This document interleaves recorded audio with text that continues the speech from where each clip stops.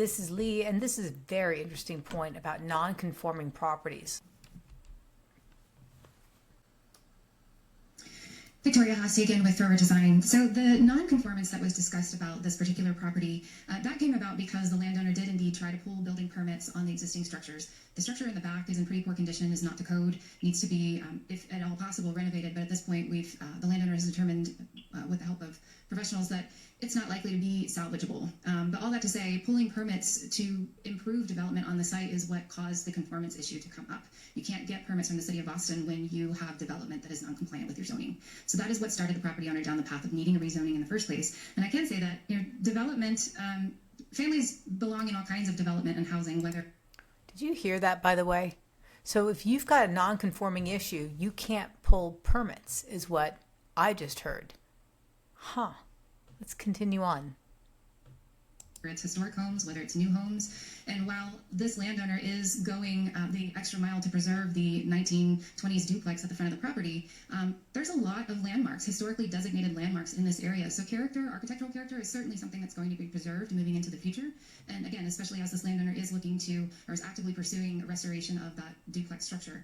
Also, I want to call attention to the fact that as the landowner's representatives, I have been working a lot with Charles Harcourt, who spoke just a bit ago, and we had plans for my attendance at one of the neighborhood association meetings, but unfortunately the neighborhood association took a vote without inviting us to a meeting, and their vote was in opposition. And from everything that I've heard indirectly, I'm not sure that their stance is going to change. I mean, some of the testimony I heard tonight was that 4 units is sufficient for this development, for this property, when currently today they have the ability for 5 units.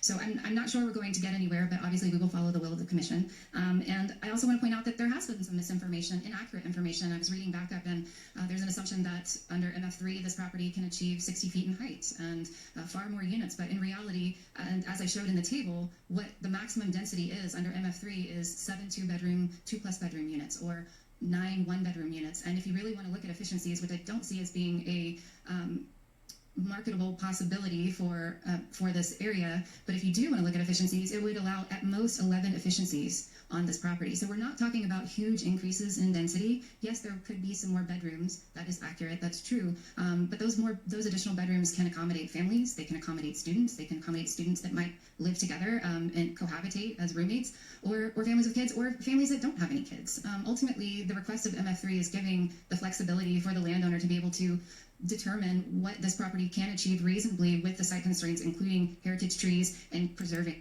Okay, so I'm just taking a break to say, wow, listen to all the different unit types, the efficiency versus the 2-bedroom versus this.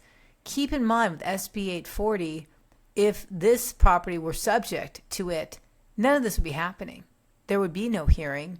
It would be the 54 units per acre for this property, and it would be by right. So really, really interesting. I'm going to let her finish, and then we'll wrap this up. Bring that initial historic duplex structure. I'm available if you have any questions. Thank you.